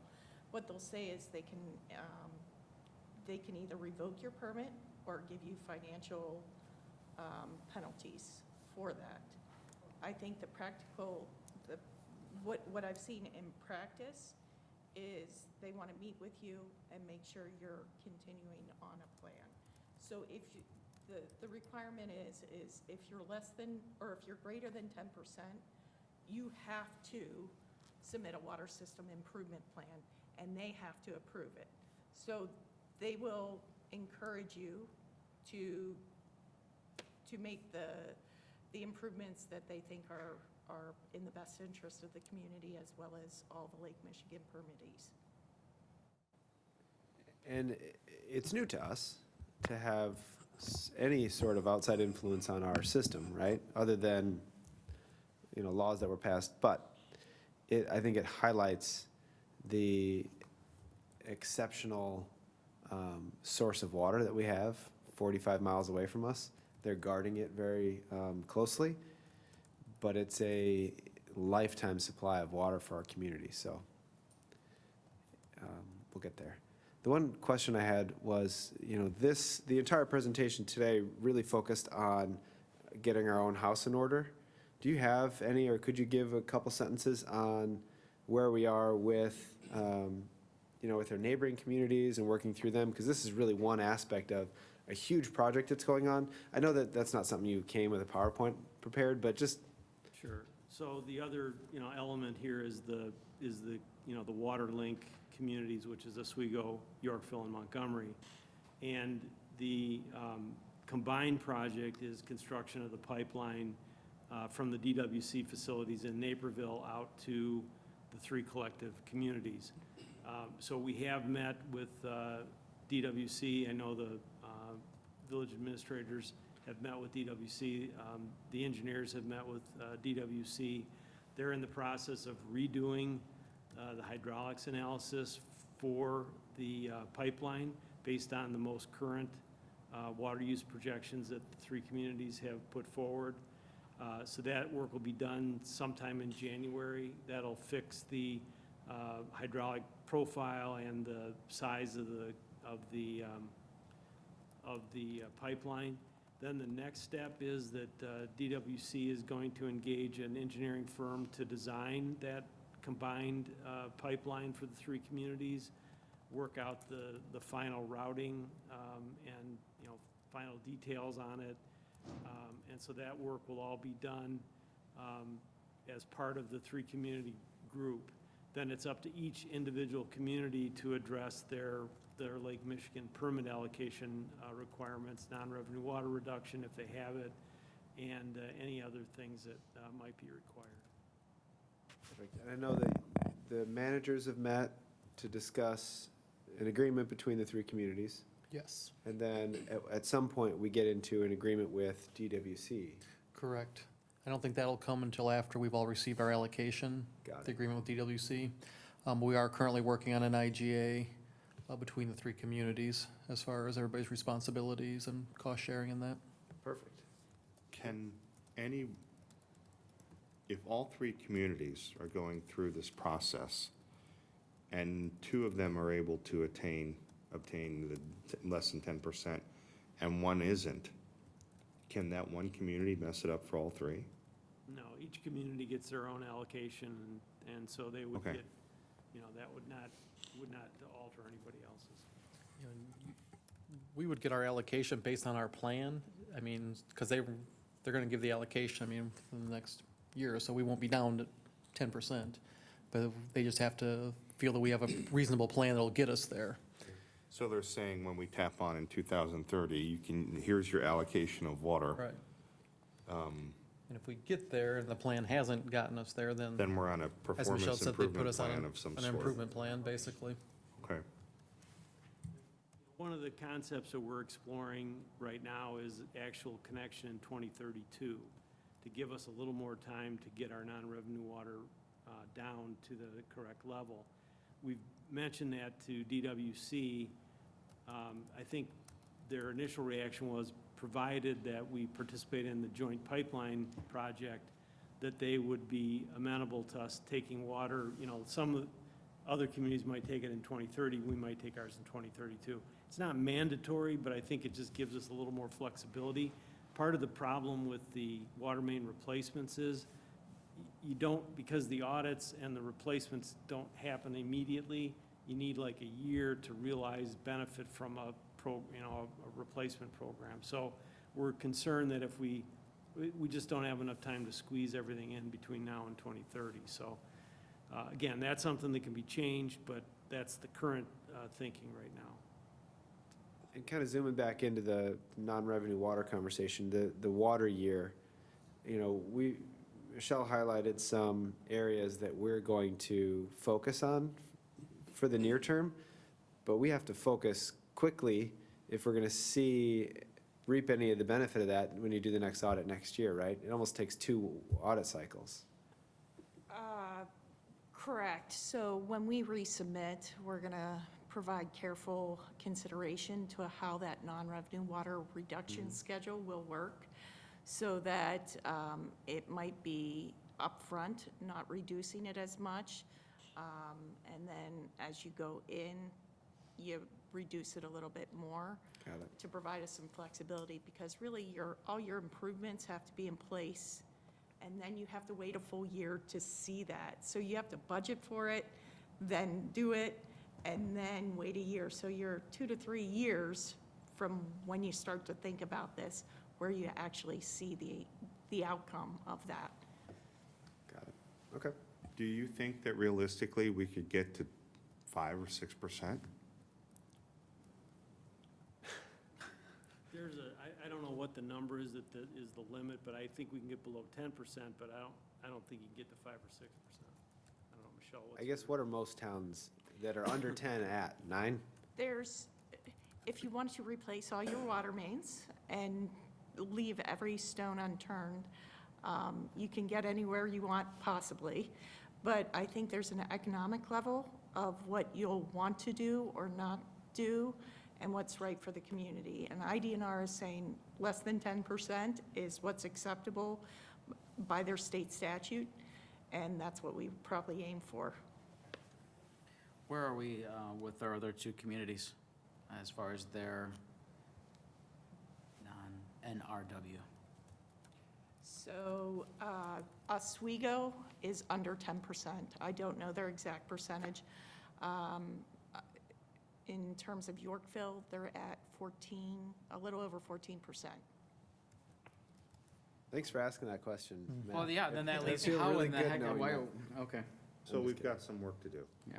Yes, and, that's not to feel bad. Every community's different. The length of main, the type of main, when the main was built, every system is unique, and you got to look at each system as a standalone. And this is where you're at, and I struggle to make those comparisons. It's easy to do, but you have a different system. It's not that you're doing something wrong. You have a lot of mains built in a certain era.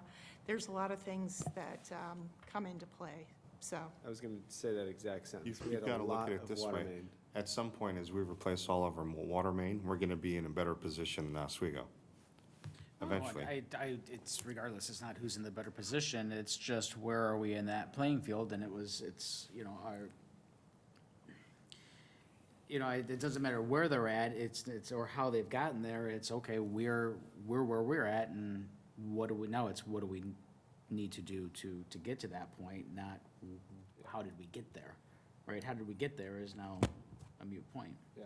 Yeah, it seems like regardless, 28% water loss, even if our aquifers were not depleting, seems like an issue we would want to address It's irresponsible. significantly. So the replacement of water mains, and if the IDNR is targeting pre-70s mains, I think we got a whole bunch of those, like a ridiculous amount of those in town. So this is just a project I think the community would be undertaking at some point in the near future. We're just going to have to speed it up significantly, right?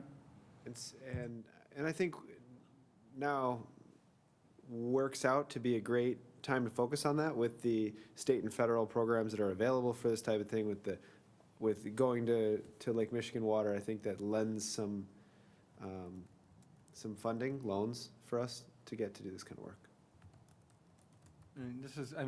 In comparison, when we did the lead replacement, we were able to do that and accomplish that in a relatively short period of time, where there's other communities like in Elgin and maybe St. Charles, Geneva, that's not even obtainable for them.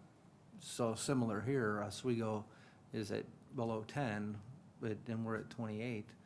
But again, we replaced all of our lead service lines because we had fewer than them. It's just you're a victim of circumstance at some point, where you're at in that cycle of development. So, again, I appreciate all of the efforts that are going into this, and it's a monumental task. So thank you, Michelle, appreciate it. What percentage of Boulder Hill has been replaced as far as water main? We'll have to, that one we'll have to get, that's what we have to, that's some of the things we want to try to define a little bit better for the workshop. If you could give us till then to maybe get some better statistics. You know what I kind of want to talk at least a little bit about at the workshop too, is the Boulder Hill charge that's currently on there and how we treat that in 2030. What is it, $15? And what that looks like in the future. I know that doesn't help the situation, but we're about, at that project, we did 14%? We were on for somebody, when we did that project. I don't want to, let us, we'll Okay. have to send something out. No, I'm just going to start throwing out numbers. Yeah, Please. Yeah, I used get to you. probably know some of that off the top of my head, but I don't anymore. I don't even. And so we have summarized some of that, we'll get that out. Okay. I'll get it to Jeff, and it might take us a day or two. Thank you. And I know in the past, we've kind of shied away from this, but are you also looking at other means of replacing water main other than just open cut, like down Montgomery Road where we have very few service lines, maybe doing a burst and pull? Or, probably most of the water mains we want to enlarge, but I know you can do lining. Or obviously, if you have service lines connected to it, you have to do it in the summer and lay temporary services on the ground. But is that an option we're looking at to reduce costs? We're not there yet. We're not eliminating any construction techniques that might be available to us. We've put a fairly strong per foot cost into the estimates. And we hope through, competitive bidding and, project management, we will reduce that number. And we're certainly not opposed to doing some, lining or, the pipe bursting and replacement, drag behind So I don't think we've taken anything off the table. What we found when we looked at Boulder Hill was that there were so many services, it didn't really work. And the other thing with the Boulder Hill pipe that we found is some of it was, you know, the unlined specifically, we were concerned that if we did the cleaning, that we would cause leaks before we could even get to the point where we could line it. But then, even if you did that, you have to set up the temporary, you know, water supply, but then you have to go back and make all the taps. And so we didn't see the savings that we thought we might, you know. But again, we're certainly not limited, and you're right, where if it's more of a transmission main, where it's long time between services, that's the time where, you know, the lining or the pipe bursting or other, you know, some of the other technologies might be advantage to us. This sounds like great conversation for the middle of January on a Saturday morning, I got to tell you. We'll bring I'm coffee super and excited. donuts and, Water. yes. Good water. Yes. Perfect summary. Anything else? Jeff's going to send out a couple of dates or maybe just one date, but, you know, you might want to go on your vacations in December. So you're available on Saturdays in January. All right. Thank you. Okay, thank Appreciate you. it. We had, watch this. We had an entire presentation on water, and Jeff Freeman sat through it, and he didn't say anything. Jeff Freeman, thank you very much for No, they participating. must have taken his microphone. Anyway, Jeff, good to see your name on there. Did you promote him as a panelist so he could speak, or? All right, we're done with items for discussion. Anything new or unfinished to go around the horn? Guyer? Bauman? 30 and Orchard, striping has been done. Is that considered a done project except for, it looks like lighting? So 30 and Orchard is complete, final surface has been completed, the lanes have all been open to traffic, the final striping is done. There are some concerns with the ride that are being addressed right now through Kane County and IDOT. The lighting, the traffic signal lighting is on hold until spring. I don't have an exact date of when that will take place, but all the lanes are open, the signals are functioning, and will allow traffic to utilize all the lanes that are open. And then 2 follow-up questions. Is there a model or a formula that's used to determine, like, say, our turn lanes whenever they begin? If you're coming south on Orchard, there's a lot of median, a lot of concrete now that was poured. And then like say, the right turn lane and the left turn lane start beyond that. So it's like you're not utilizing all the width of the roadway if possible. So is there a formula that's used to determine when, like, a turn lane is going to start on the road? This is probably a better question for Engineer Wallers. Yeah, there is definitely a formula for that. It's typically, and, you know, Orchard Road is under the jurisdiction of the Kane County Department of Transportation, so they would be the ones responsible for analyzing whether or not a turn lane needs to be made larger for storage or not. You know, you can see from your own driving that oftentimes, you know, a lot of the turn lanes are inadequate, and, you know, people kind of, encroach on the you know, the turn lane or the yellow lines are there.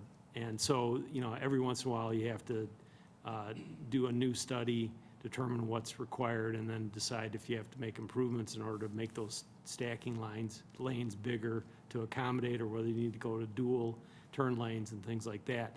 The other thing that they do more routinely is evaluate the traffic impacts. They have all of the signals are under video surveillance, so they can monitor those on a daily basis and make adjustments to the green arrow time or the cross, street access and timing. So they do a pretty active job of managing traffic control along Orchard Road, but that is KDOT that does all that. So if you've got a specific issue that you want me to pass along to them, I'd be happy to do that.